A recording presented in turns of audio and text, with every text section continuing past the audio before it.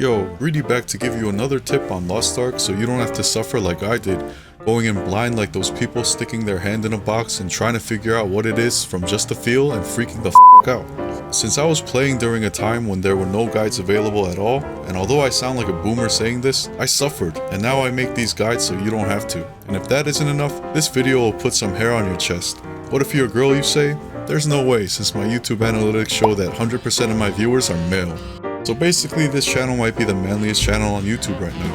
I have a suspicion that it's probably because all my characters are Shoeshire brothers, which I'll be doing a pro-con list on soon, so stay tuned. Regardless of sausage or clam, welcome to the Brotherhood. Alright, so I made a gold guide on Lost Ark, and I never mentioned life skills. This is largely due to the reason that life skills in itself are used more to make mats and items for yourself rather than making them to sell later on. Because as the market becomes saturated in almost all professions, the price and profit of everything goes down significantly enough so that your time is better suited farming something else. But because with every new server, namely NAEU, there comes opportunity and high demand for usables and mats. And I think every regional server's economy will vary, and it's better to be safe and know how to finesse your life skills than be sorry. I decided to give the newer players a general idea of which professions might be the most profitable in the beginning to what may be the most practical in the long run, along with some pro tips on farming more quickly and efficiently. First, here's an overview on life skills. It's like with any MMO, you run around and collect the goods like a smash and grab, and you get to use tools that range from green to artifact quality. The higher the quality, the better stats it'll give you, such as acquiring more mats per node collection, or one of the most important qualities, super armor, which completely ignores mobs so they can't interrupt you while you're skinning that rabbit that you just axed in the back. Tools have to be repaired as their durability drops every time you farm something. As time goes on, the max durability of your tool will also drop, which means you can use it less before you have to repair it again, which is annoying. If you're using blue or green tools, you can easily replace them, but if you're with an epic or above grade, you might not want to part ways with it. You can buy life tool repair kits to repair the max durability of your item back to 100, which is max. These repair kits are bought with purple crystals, which you can buy with gold. But without further ado, let's get into each profession and start at the top of the list.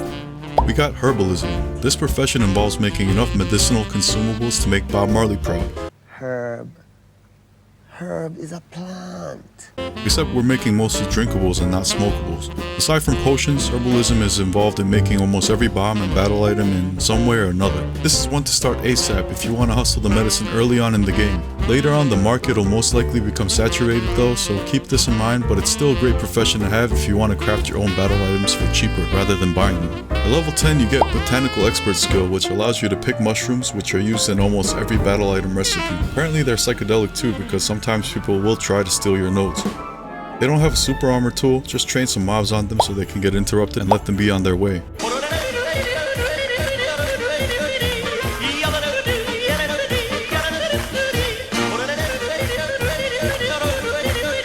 And at level 20 you get Essence of Vitality, which has a chance to spawn an orb on the ground every time you collect a plant. When you pick up this orb like an ether sphere, it'll make you run faster so you can get to your medicine faster. It can stack up to 5 times, and every time picked up after it will recharge the maximum 5 stacks you have. At level 30, when getting 5 stacks of Essence of Vitality, you get the Golden Finger active. Maybe it's just me, but this skill sounds like it could be a satire spin-off on Pornhub. Anyways, this skill is the sauce though, because as it states, your collection speed will explode, not in the Pornhub sense, but in the fact that you will collect things significantly faster, and the amount of mats you get will also increase significantly. Getting Golden Fingered will consume all 5 of your Essence of Vitality stacks, but because you still have the speed buff and you can collect so quickly, given that there are enough plants around, you can easily stack another 5 essences to keep the Golden Finger alive, while farming extremely fast and efficiently. I really hope they keep the skill name on the NA release, unlike the hype state, am I right? Next we got logging. It's either the next profession on this list, or for my OG gamers, what the weak nerds used to do after getting ganked for enough hours and corpse camped in Stranglethorn Vale on WoW. The true introductory proving grounds of surviving world PvP in a brushy area where gankers could be lurking. It was such a blast, and it holds a special place in my heart. Anyways, I digress. Logging is an interesting profession because it pays to work together, as 2 people will saw a tree down faster than 1 person alone. Teamwork makes the dream work.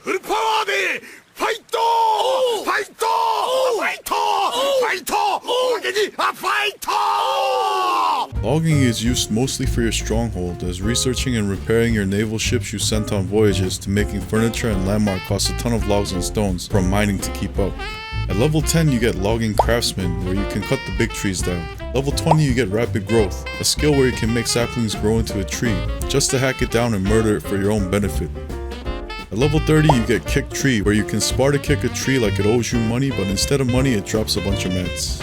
Next is Mining. As I've said before, mining is best used to upkeep your stronghold research and naval repairs. At level 10 you get Perfect Timing, where randomly as you mine a node, a G key prompt will pop up. You press G in time and aren't watching Netflix like I usually do, you'll hit it and get a bonus of mats. At level 20 you get Moonlight Miner. When activated, it increases the life energy you consume along with the durability of your tool, but it increases the amount of mats you get per collection. At level 30 you get Mining Bomb, where you can explode mining nodes to mine better mats with less swings. It's better used on a cluster of mining nodes because it has a 2-minute cooldown and you want to maximize your use, and each node will only require 1 collection as opposed to the usual 2. And then we have hunting, one of my favorite pastimes. It's used to make a plethora of food consumables and is probably one of the most satisfying professions, at least for me.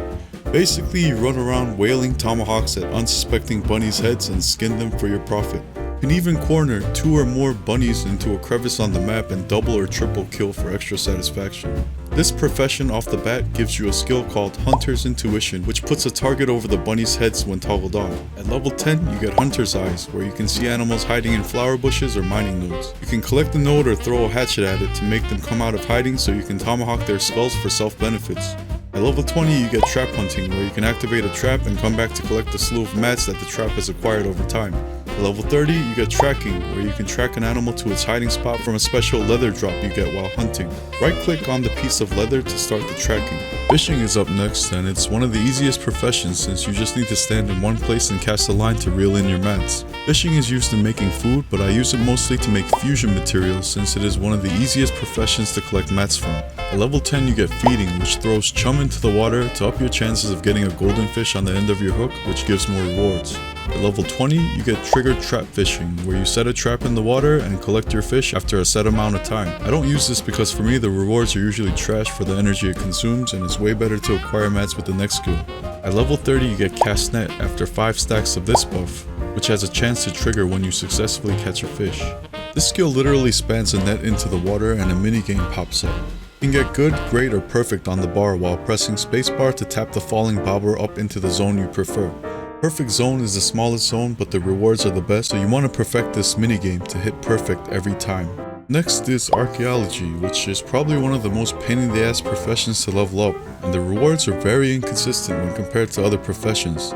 This is used in making some battle items and mostly tools. The biggest potential reward for this profession is the super RNG chance that you might get a legendary or an artifact grade toolkit in which you can sell for a very good sum of gold, or keep it to make a tractor pull out of a tool in collecting mats. I feel like this profession taken seriously is for the most degenerate gamblers, but to each their own. So basically you put up a radar with sonic detection which blinks faster as you get closer to where the hidden relic is, kinda like hot and cold. When you're in scanning distance, the radar goes crazy.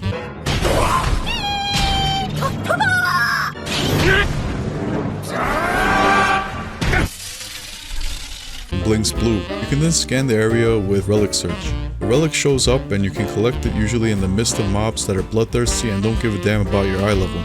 At level 10 you get Treasure Hunter, which increases the chance of you finding a treasure chest when hunting artifacts. At level 20 you get Excavation, which gives you a buff to run faster, and at level 30 you get a Detection Dog, which follows you around for 2 minutes. It doesn't really detect shit, but will apparently help you get better rewards when collecting, which I have never seen a difference in. I love dogs, but this one is definitely not what it was advertised to be in my opinion.